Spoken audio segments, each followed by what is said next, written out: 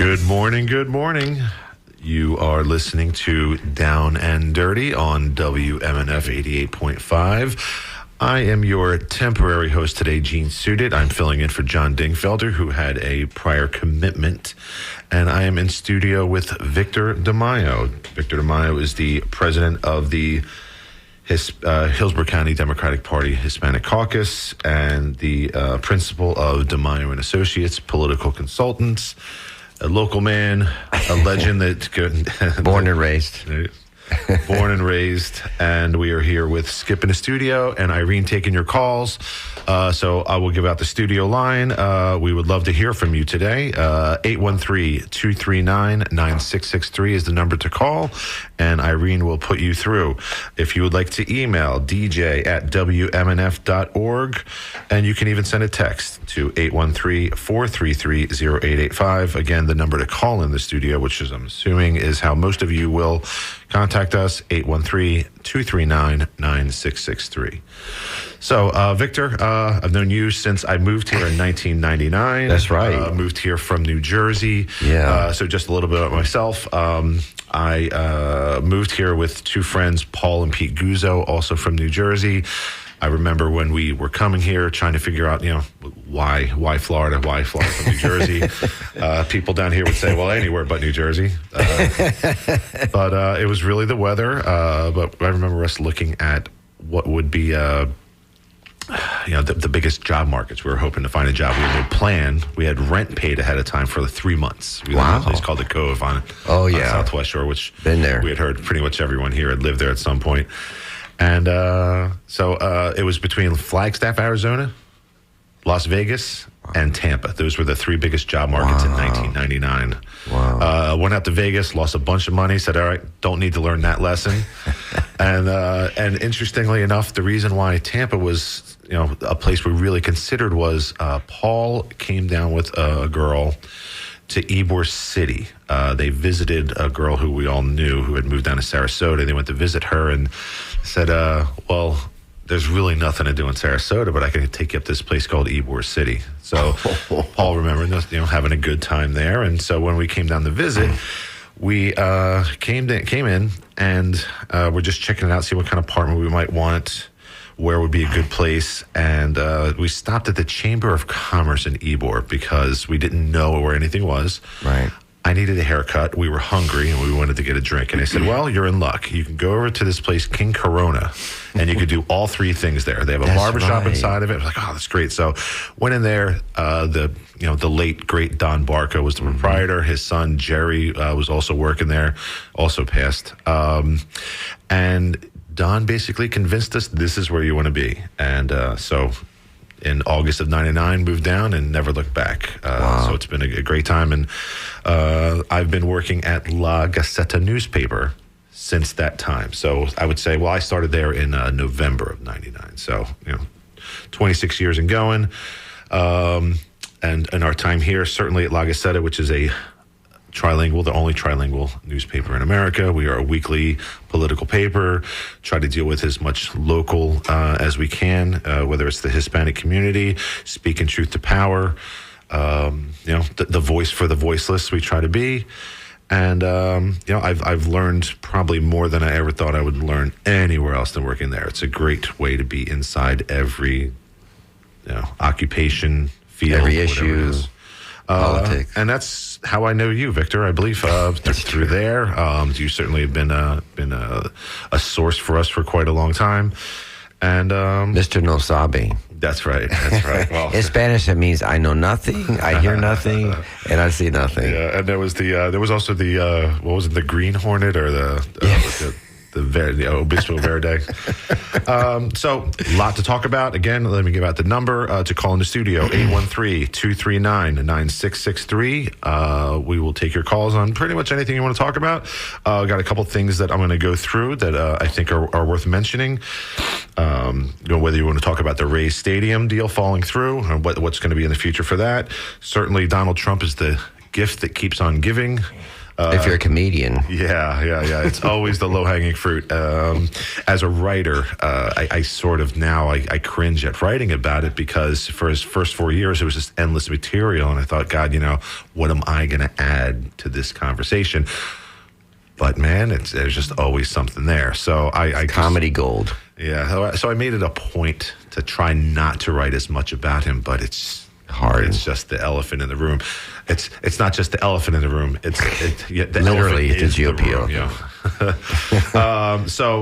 room. And with that, a lot of the directive that people are taking with Mr. Trump, meaning the war on what they call DEI. And we could talk about the legislature, things that are possibly good or bad coming out of there, and pretty much anything you want to talk about. You want to talk about basketball, you want to talk about food, you want to talk about anything, we're open to it. Go Gators. So let's start with the Rays Stadium deal falling through. I think that since 1996, when the Bucks got their original stadium deal, which was 100% publicly funded, but I think only for $186 million at the time, which in today's dollars, I still don't think would equal the $1.3 billion I think that they wanted for the Rays Stadium. It's always left a bad taste in people's mouths. So it falling through means what? Does it mean that the Rays come here? There's always been whispers that it would go to Ybor City, possibly out by the fairgrounds. There's a lot of places that it could go, but where would it make sense? Where would the dollars come from? And could people get there? I think that not only have we lost our taste for publicly funded stadiums, we've lost our taste for roads that are in constant state of repair or disrepair.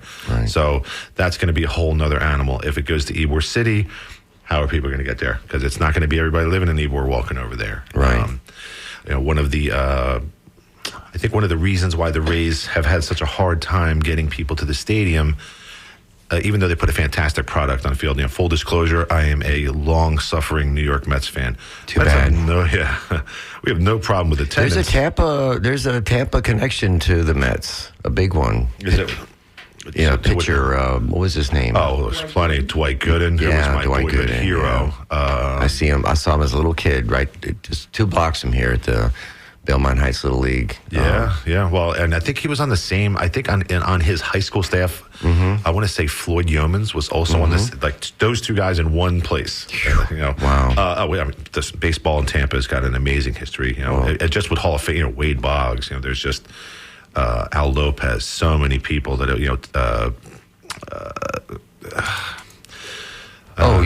you can talk about Lou Piniella. That's what I was trying to think of. The great Yankee, and actually coached the Rays for a bit. Went to Seattle for a while. Yeah. He was a star, and he still has records at Jesuit High School, where I graduated from, and where he graduated from. Sure. That are still there.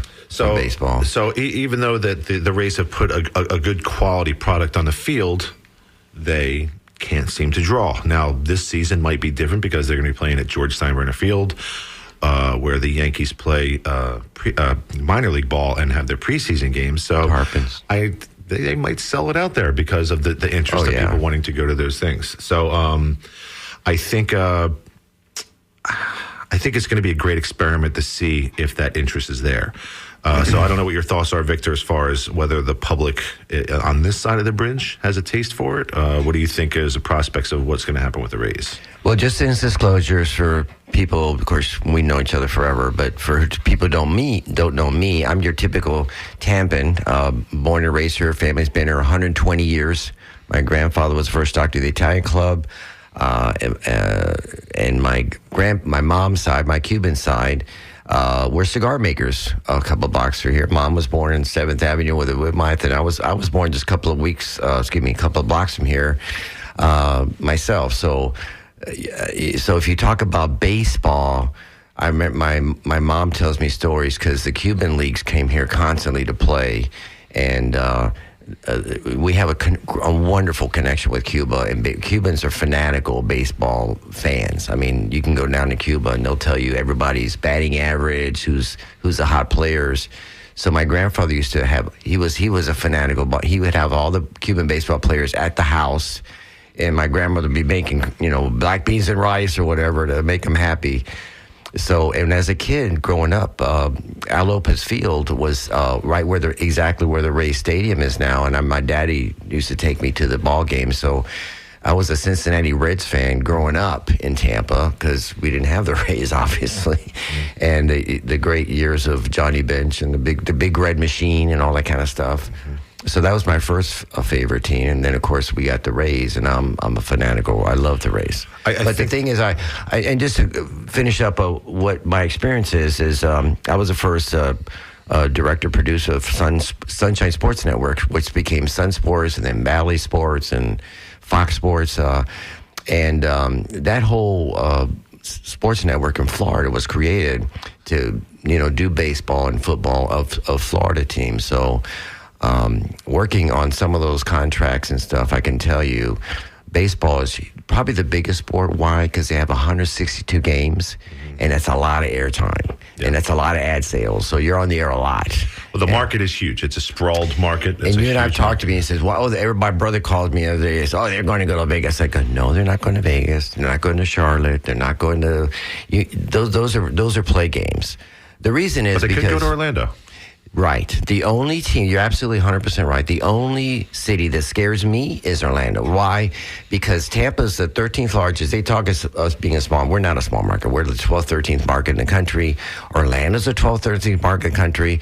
You put those two together. And when I was in Tallahassee visiting the Capitol, doing some lobbying, I was watching the race. Why is that? Because 2/3 of the state, as big as the third largest state in the country, you add all those markets together, and we're like the 5th largest market in the country. That means we're bigger than Philadelphia, as big as Chicago. I mean, so in Major League Baseball, that's why Manfred's personally been here saying, "Don't worry, we ain't leaving." Yeah. So you're right. So it's all about TV. It's all about money. It's all about TV rights. The latest contract was $1.5 billion. They ain't leaving here. Sure, but a lot of what you're talking about is also sort of what the negative is, why people, I think, aren't going to games. If you're a Reds fan or if people are Yankees fans here, that's sort of a national brand. Or if there's any local team, Philly's playing Clearwater, you have all these different teams that play. I went to St. Lucie the other day to see the Mets play, which is a 3-hour drive I never want to do, but I do it every year. There's not a whole lot of people who started here as Rays. They became Rays fans, but right. I have friends who live here who are Cubs fans because WGN was a superstation, right. And they're Braves fans because of TNT or TBS, right. and so they watched them, right? Because that was the closest things. Now, when you talk about this market being that huge, right. All it takes is a team to be in Georgia closer, right. Or somewhere on the other side that's a little closer. Now the Miami has never picked up here, but I don't think any teams really pick up in Miami. But let's go to the phones real quick. We got Gary in Sarasota. Gary, what do you have to say? There we go. Air. All right. Baseball anymore? Are you there? All right, Gary, go ahead. Yeah. I don't know anybody that even watches baseball anymore. You guys are talking. I mean, it's not on free air time. I ask guys at the gym all the time, anybody watch a ball game? They watch a World Series, but nobody's watching it.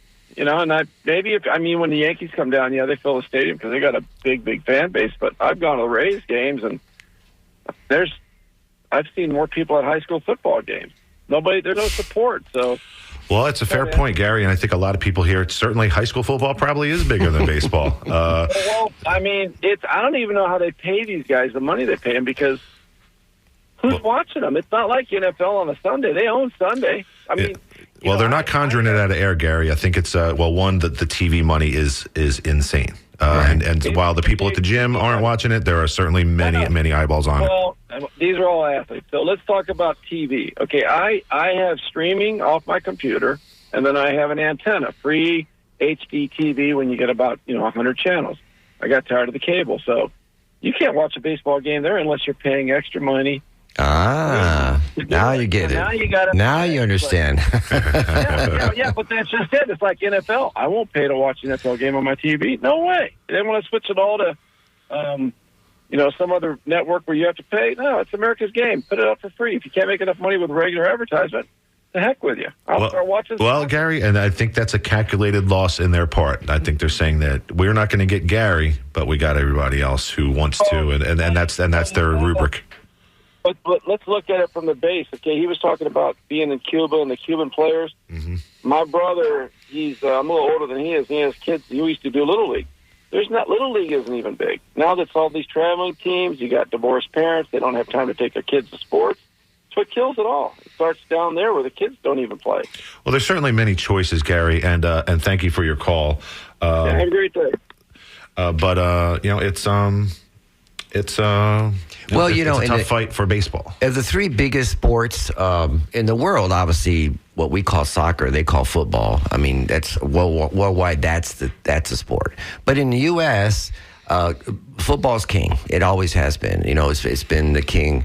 Many years ago, believe it or not, boxing was the number one sport, and then baseball. But that's changed now. And in football, for example, every network that broadcasts football pays $1 billion. Mm-hmm. I mean, when Fox became a Fox, it split off. You know, it used to be NBC, CBS, ABC. And by the way, ABC, NBC, CBS, they all pay $1 billion. And it's not a gamble. That money comes from somewhere. It's coming from advertisers. Right. It's coming from advertisers because eyeballs are on it. Right. And they can track it way easier. You know, Nielsen ratings is how we all, when we grew up, knew how TV was done. But it was a guess. You had a Nielsen household, and that represented a lot of people. You can actually tell what people are watching, how many people are streaming. They know everything about what you're doing on your phone. You think they don't know what you're watching. They know what you're watching. So just and marketing, you know, and they're the kings of marketing. I mean, they you know, the Super Bowl was this invention of the league, and you can see when I say billions, I mean with a big B, because these guys know money. Baseball, but the thing about baseball is again, going back to my history working with Sun Sports Network, you have 160. You know, football's only got 18 games. You know, 8 here, 8 away. I think hockey's got 80 games, but baseball's got 160 games. That's a lot of TV time. And I know our friend just called in from Sarasota. Gary. I don't watch, you know, blah blah blah. But their eyeballs watching, they wouldn't exist. Somebody's watching. Yes. So just to sort of wrap up the race conversation, what do you think is the public's ability to stomach any money towards it? And this is where I think of it. A few years ago, I ran for office here, and one of the questions that came up was, would you fund a stadium? You know, any stadium. And so the question is, the answer is, if somebody said it's going to cost $1 to keep him here, yeah, of course I would. If somebody said it's going to cost $10 billion, the answer is no. So, yeah, I think there's some money that can come from the public, but certainly I don't want all of it to go. You know, there's wiggle room there. And I think what's really important is that the method of how that happens, because if you're telling me, yeah, the public's going to fund a stadium, and the kickback is some restaurants do well, some hotel nights do well. The average person on the street's not seeing that. What I would like to see is a percentage of profit. You know, teams like the Rays, they get luxury tax money when teams like the Dodgers and the Mets and the Yankees spend so much more on their payroll. So that's free money that they're getting to operate their teams. I agree with you. What's killing baseball is the revenue sharing.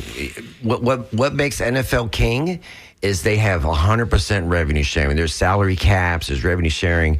You know, that's why when you go on the field, any two teams have a shot. Even little markets like Kansas City or whatever. Who look at Kansas City. I mean, they've won Super Bowl 3 years. I mean, and they're not a huge market. They're probably half the size of us. But Kansas City hits the same amount of money in their breadbasket as the Bucks.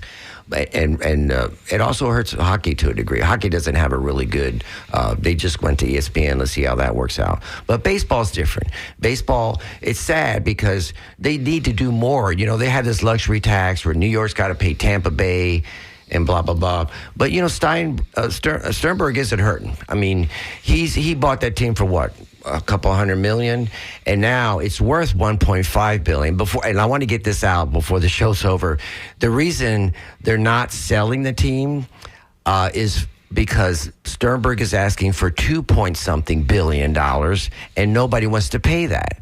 So now he's coming back with his 10-year deal. We'll go back to the top, throw a coat of paint on there, and put on a roof, and we'll keep playing, because he knows at that low dough price, he's still going to make money because. Of all the different sports, almost 40% of the revenue from baseball comes from people going in there, buying a beer, buying a hot dog, paying the things that they do, going to the games, and then you got 80 games to put people in the seats. When the guy says nobody shows, yeah, you got when you go to a football game, there's 8 games. That's it. So, you fill Tampa Stadium with 55,000 people.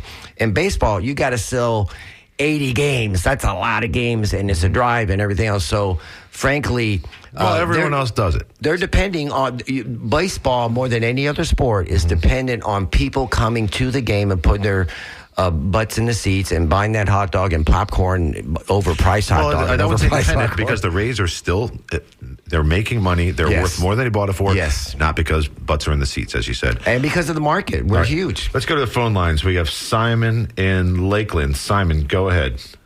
Hi. What a great sport, baseball. I used to work at Milwaukee County Stadium when I was a kid. And we're living in a time where you have Ohtani, which is the modern-day Babe Ruth, if you look at his statistics. I agree 100% with the revenue sharing. Steinbrenner is not going to give up whatever it is, $400 million in cable. So the game's evolved. The small markets have gone to pitch count. They've gone to relief pitchers, 1-2 innings to try to compete against the bigger markets that go out and spend money on starters, the Verlanders and what have you. And so I don't know where the game's going to go if it continually happens that every series in the World Series are the Yankees and the Dodgers and the Braves and the Phillies and so on. It's got to change if you want people to come out regularly and root for your team. Right. I think it's a fair point, Simon. But they're still coming out, and let's and just to touch on it's a little, pardon the expression, inside baseball. The load management of pitchers certainly is way different. We talked about Dwight Gooden. My generation, we memorized the back of baseball cards. 1985, 24 wins, 4 losses, 1.53 ERA. Right. He had 16 complete games that season. Well, yeah. There's no pitcher in baseball that has 16 in their career right now. I would gamble. Oh yeah. But did it kill his arm? Probably. If you look at Sandy Koufax, I think it was 65, 66. He had 54 complete games.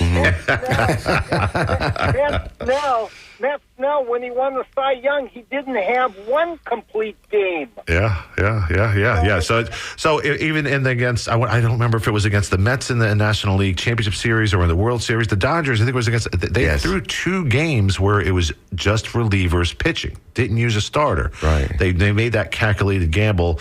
Of course, anyone can make that calculated gamble against the Mets because we're the Mets.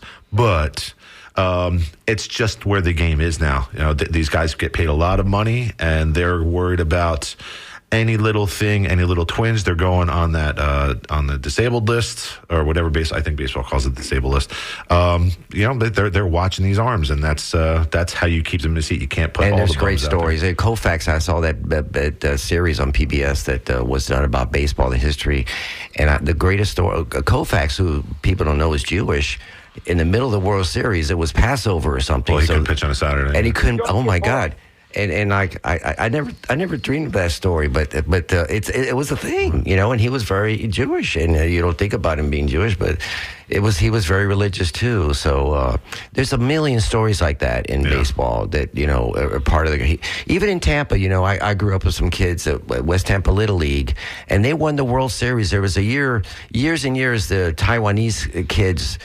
We couldn't figure their birth certificates, but we figured they were a little older than little. They call them kids a little loose. Yeah, and but the kids from West Tampa, kids I grew up with, Tony Ciccarello and those guys, they actually won the World Series, and there's a monument in West Tampa of all the guys' names from the '60s that won for Tampa. All right, well, let's Simon, thank you for your time giving the call.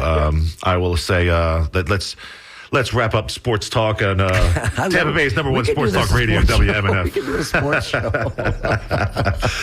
So please feel free to call in and join the conversation, 813-239-9663. If you'd like to email, it's dj@wmnf.org. And you can text at 813-433-0885.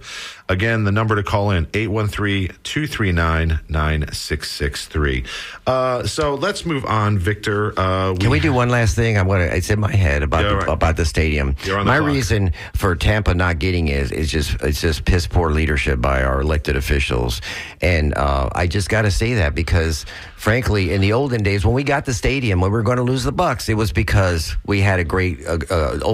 We can't do that stuff like they did in the old days. So I always hope. Let's see what happens. I want them to stay. All right, so let's move on to the gift that keeps on giving, which is President Donald Trump. And I want to sort of just dig into the thing I think that has everyone on edge as far as whether it's overcorrection or whether it's just a way to become an absolute racist or to just sort of whitewash history, make people not know it, which is this war against DEI, diversity, equity, and inclusion. I think if you go back through time, there's always been this boogeyman in the room that a certain segment of our society has always been very scared of, whether they called it communism or whether it became affirmative action or recently critical race theory. Now it's called DEI. It's really just a code word, I think, for people to have the boogeyman that they hate, which is anything that's not white.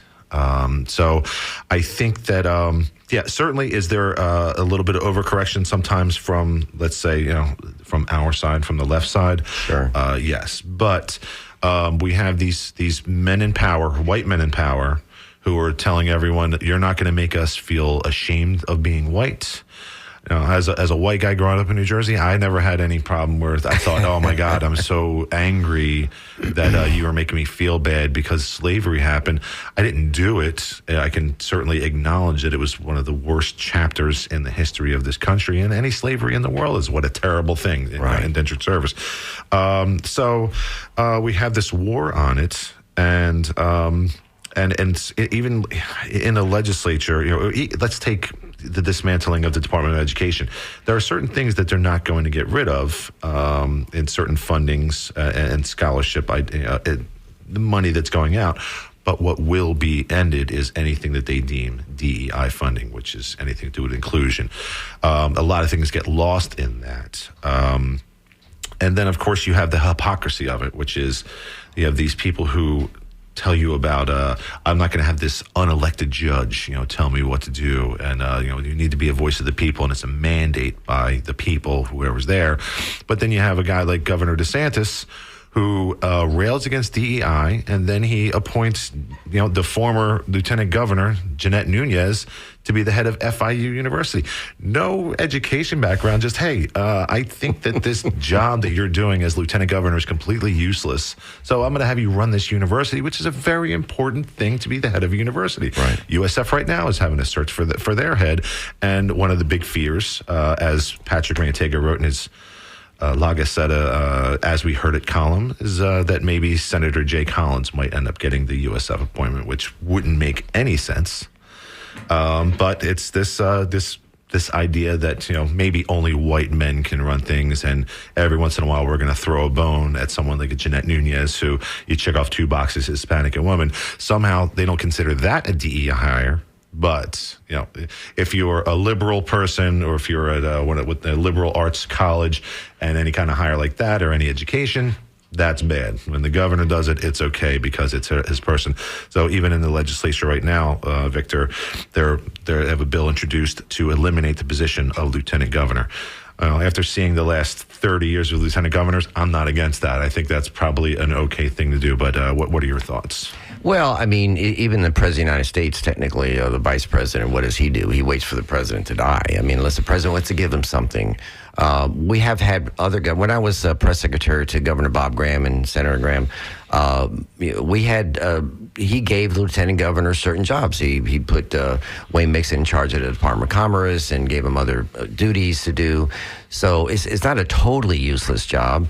It depends on how you include that your partner to do stuff. I mean, when President Obama was president, he gave Joe Biden a bunch of stuff to do. So it all depends on who the governor, who the president is, whether they want to share a little bit of something for that person to do. It's not usually this. People don't vote for president or governor because of the lieutenant governor, vice president, but they add a little something to the ticket. Obviously, DeSantis being a white guy, said, well, let me balance this ticket. Let me get a woman out there to attract women voters. Let me get a Hispanic, a Cuban connection to get all those million Cuban voters down in Miami and Tampa to kind of add a little spice to the ticket. That's what that's what every number two does. I mean, to the ticket.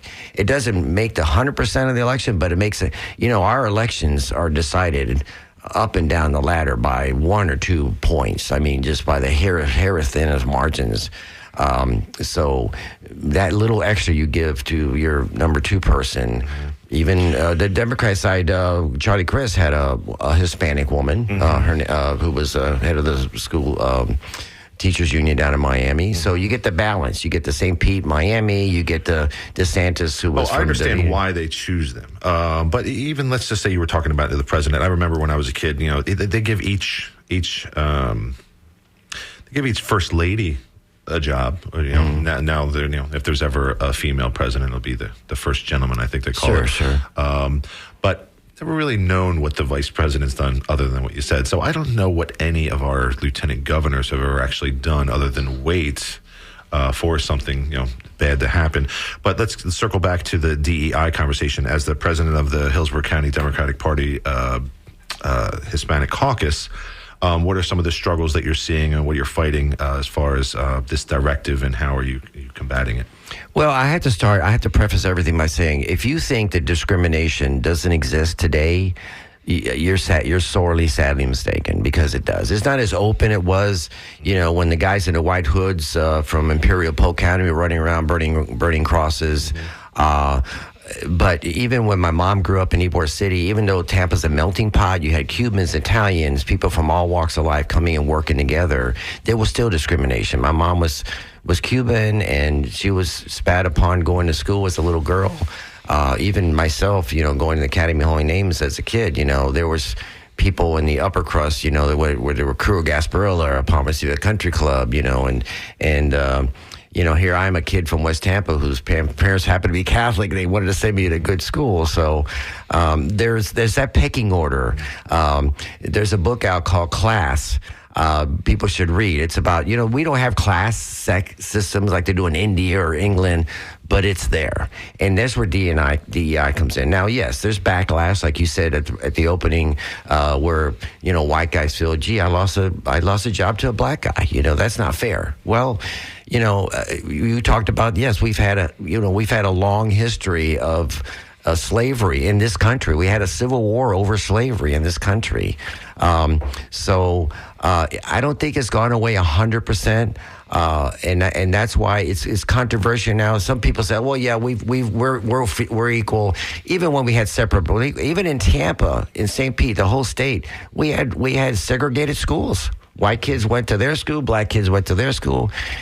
Now it's changed. That's why you have magnet schools now. Yeah, and the magnet schools try to attract black students. So it's not 100% there. There's still, it's more recessive, it's more internal, but discrimination is there. I don't know. Yeah, no, and the sad part, I just yesterday I've been reading where they're wiping clean our history. Yeah. They wiped Colin Powell's name completely off the website of the Arlington Cemetery. I mean, he's one of. Colin Powell. Just why? I saw that, but I didn't have a second source, so I didn't want to. No, but that's part of DEI. It was all because of DEI. Sure. We can argue DEI, but what is the point of wiping off?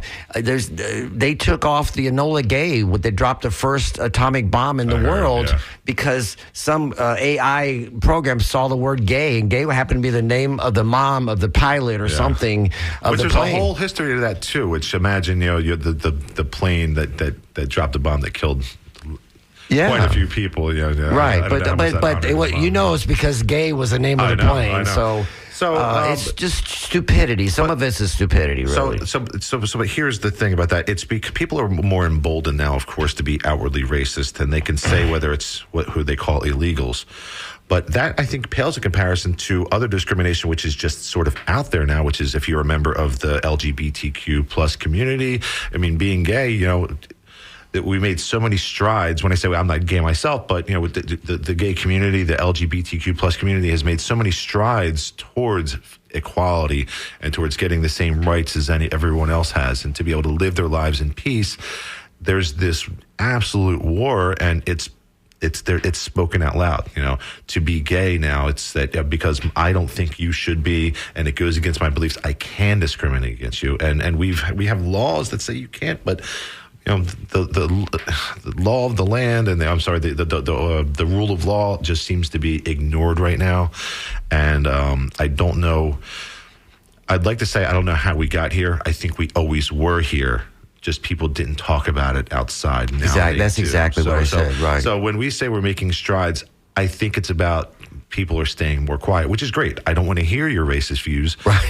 But the other side of that coin is I'm kind of glad to know who you are, because now I can see you. Well, we had a conversation the other day with a gentleman who's a hardcore Republican Trump supporter, and he thinks the 6-week abortion, these culture wars, the 6-week abortion ban. I mean, it's insane. I mean, this thing, and this goes into DEI. I mean, nobody's really suffered or hurt or been killed by it, but it's. I think at least for the next 3.5 years, while Trump's around and DeSantis is going to run again, I think, being in politics my whole life, my mom and dad ran for office. The Republicans are kind of in charge by a thread now. I think that the pendulum always swings back and forth and back and forth. So the Democrats may be in charge. They were in charge for 50 years here in Florida or more, even in Congress. And now the Republicans, they want to change. People have ADD. And they said the only reason Trump's even there now is because people thought he was going to make them all rich. Everything's going to be cheaper from day one. Remember, that was his speech. Day one, everything's going to be cheap. Eggs went up to like $10 a dozen. He didn't say eggs were supposed to be $1 a dozen. They're $1 an egg now is what they cost. So, but now and then all this other insane craziness. He's jumping in the polls like a rock because they want to do. And midterms are coming up in a year and a half. Mm-hmm.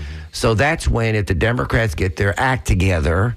And can pull off 3 or 4 votes in the House, they could take over the House. Mm-hmm. They can get 3 or 4 votes in the Senate, and then, but that's what they're trying to do as much as they can right now. Both parties know it. You got to get in there and do as much as you can.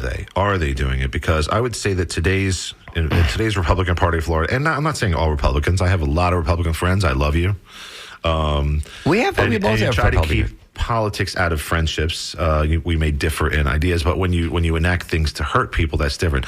But in this state, they've been able to basically pass anything they want. Right. It's like the dog that caught the car. What do you do with it? Right. They actually caught the car. They own the car. They're driving the car. Right. So now it's, before it was, let's throw the craziest thing against the wall. Right. And if we get a piece of it, hey, we're going to chip away at abortion by saying anyone who has blue eyes can't get an abortion. You say, well, that's crazy. All right, well, let's change it to a certain amount of weeks. You have these things that you can get away with somewhat. Now it's almost anything they think of they can do. So now it's pass it first, shoot first, ask questions later. Right. Because this is our chance. The clock's ticking. We got to do it now. So in my opinion, I think if the Democrats ever want to regain power, I think you need to start today, start with the bills, because the bills they're introducing right now, I don't think get you there. I think that what you need to do as a Democratic Party is every single Democratic legislature in the state, you bite the bullet and all you do is you submit bills about insurance. Right. Whether it's health insurance or homeowners insurance, any insurance, you just flood it with insurance. And then that's how you say they voted against every one of our bills. They voted against every single bill. Absolutely. Because while I agree with a lot of the directives of the Democratic Party, I don't necessarily think that that's how you get them done. You got to win first. You can talk all you want in the parking lot after you lost about what a great fight you put up, but there's no such thing as a moral victory in politics. You got to get in the office to do it. So this is how you start chipping away. Say, if you think that these people have your best interests in mind, let's let them vote against every single insurance bill we put up there. Absolutely. I mean, the number one issue in the state of Florida isn't 6-week abortion, man. They're arguing now whether 18-year-olds can hold guns. I mean, that's a total waste of time. We got to settle this insurance issue with the insurance companies. With all the billions they've had, they've paid off the whole legislature. So, all right. So, Victor, I'm going to cut you off because we have a very special guest on the phone. He is your normal host of this show, John Dingfelder. John, how are you doing today? Hey, guys, what's going on? Hey, having fun filling in for you? Missing you, John. You got to be here. We appreciate the fill-in. Lynn and I got a lot going on in our lives right this second, but you guys are doing a great job. I enjoyed the Rays talk. So, Victor, I just wanted to throw something in about this sort of racism, diversity, integration stuff. Yes. I went to elementary school in South Tampa. We didn't have any black kids, but that was in the 60s. And then I moved to New Jersey, North Jersey, and my little town had its own school system. We didn't have any blacks living in the town, and therefore we didn't have any blacks in our schools. Right across the river was Patterson, New Jersey, which was 100% black and Puerto Rican.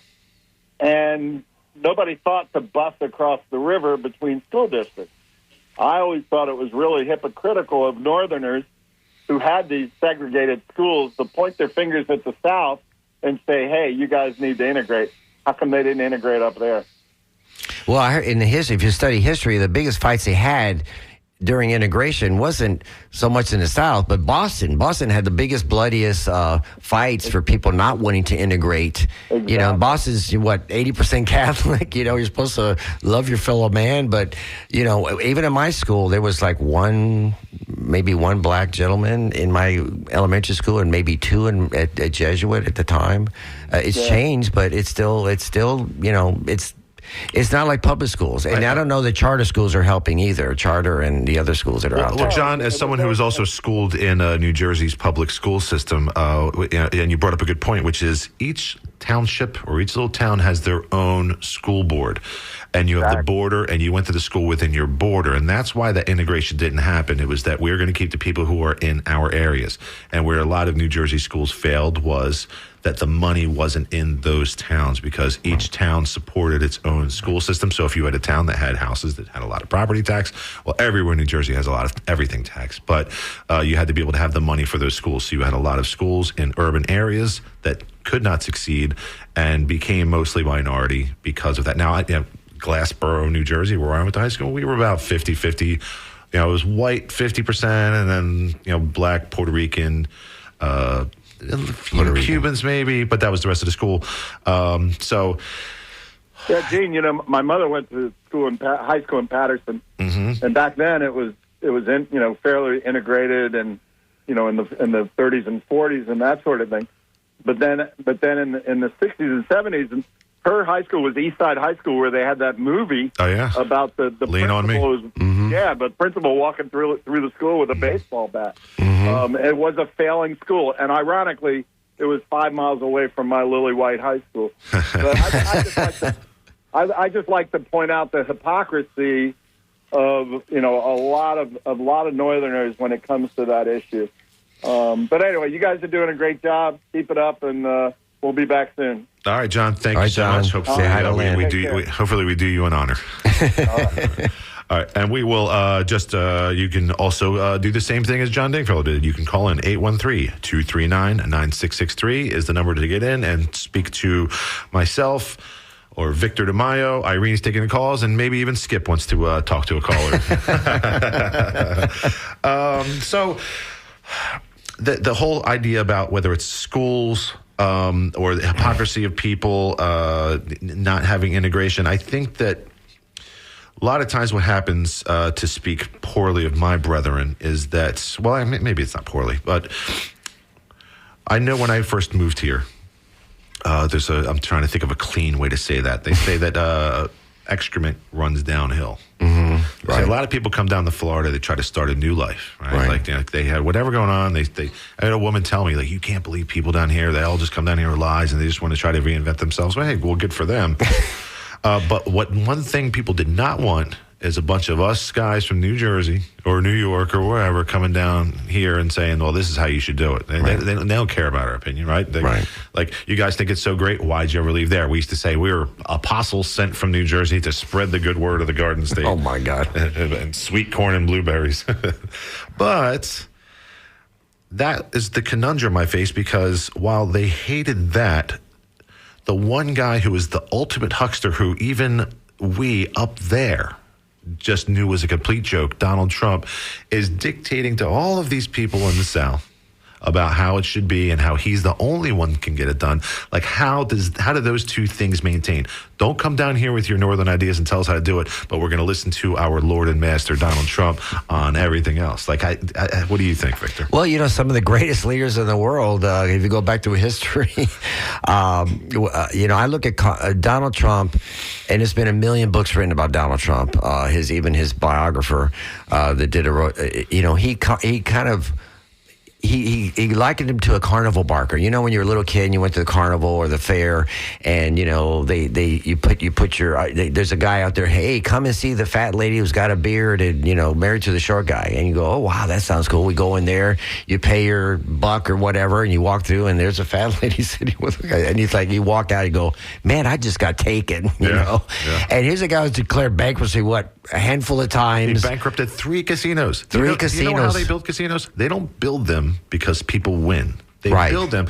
All of Las Vegas would be a desert, except that people lose when they bet. Right. So how do you bankrupt 3 casinos? The house never loses. I'll be honest with you. The reason our Seminole Hard Rock is so successful, because there's no competition. New Jersey's competition. But they actually blew up Trump's place. I saw it on TV. Yeah. They put a bomb to it, and it's on the ground now. They're building another casino there. So it's crazy. But, there's promoters, I should say developers, I should say, who get people to lend them money.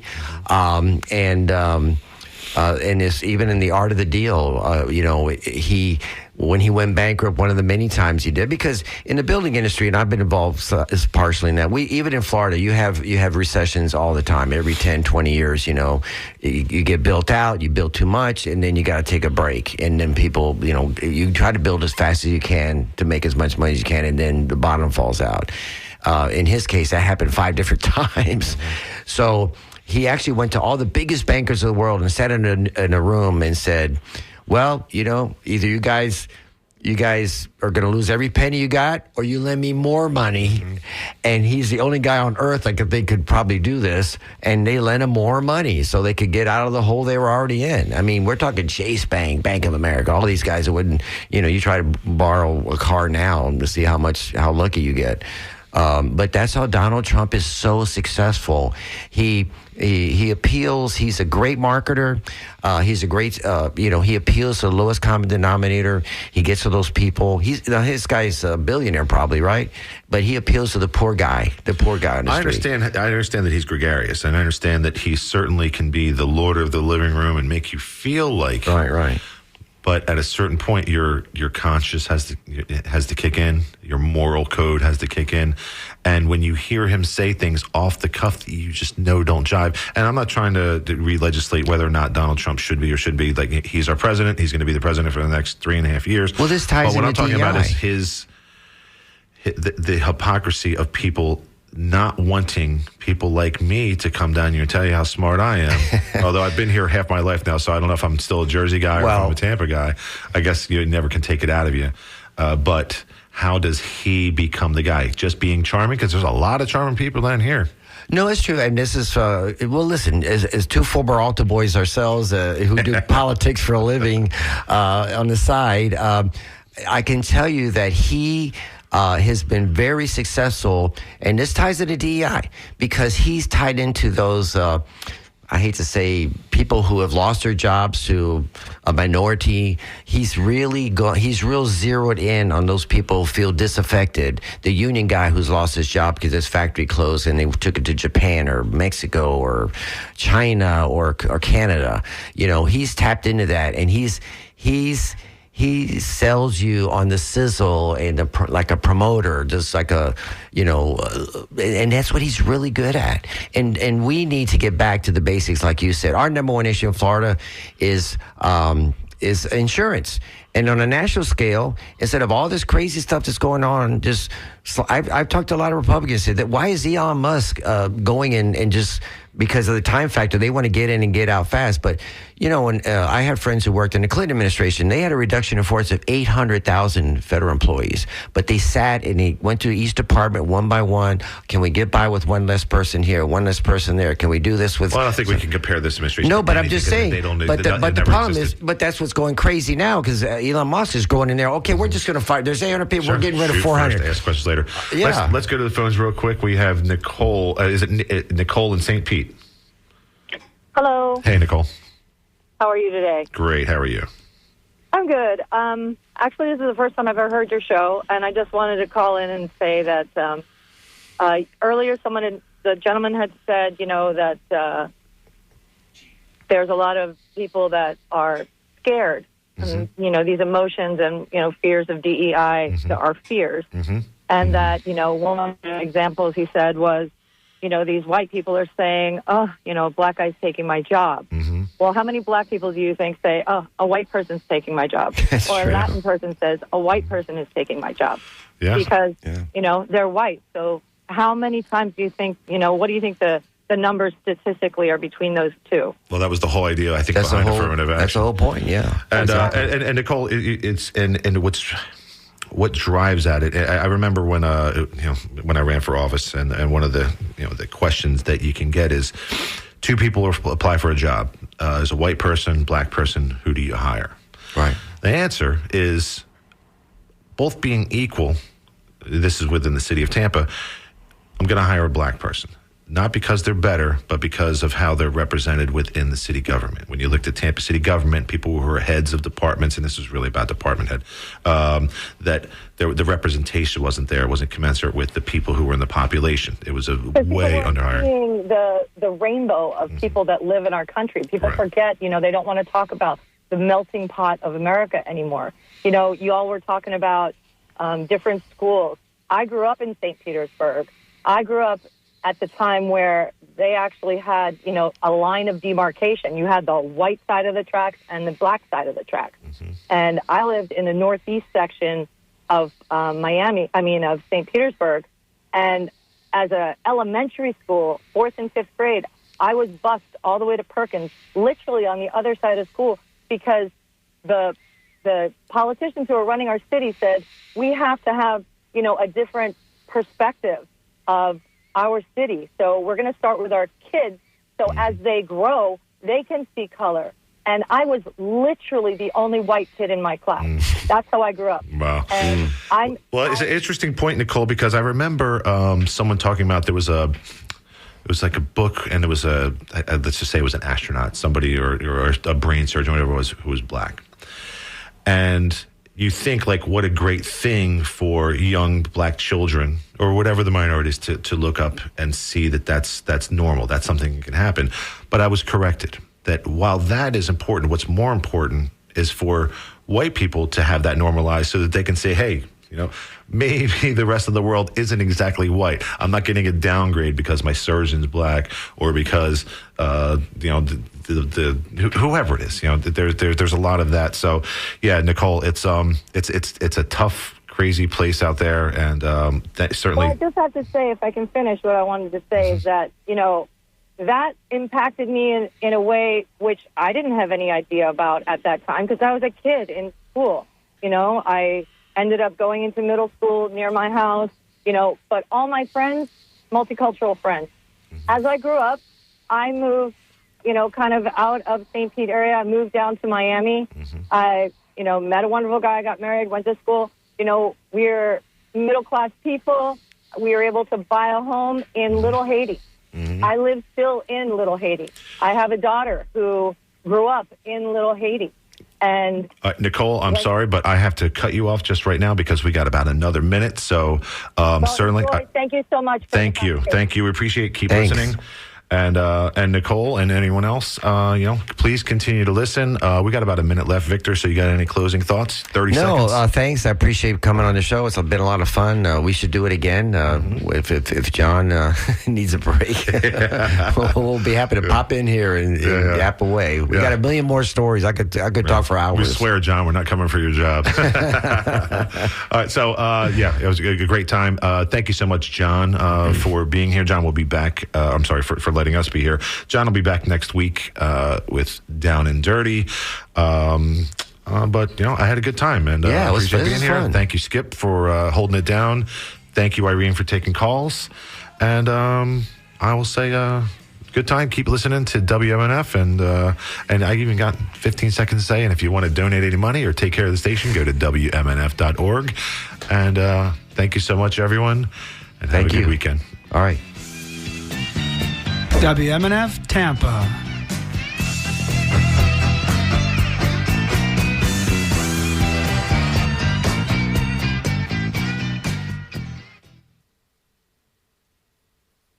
Live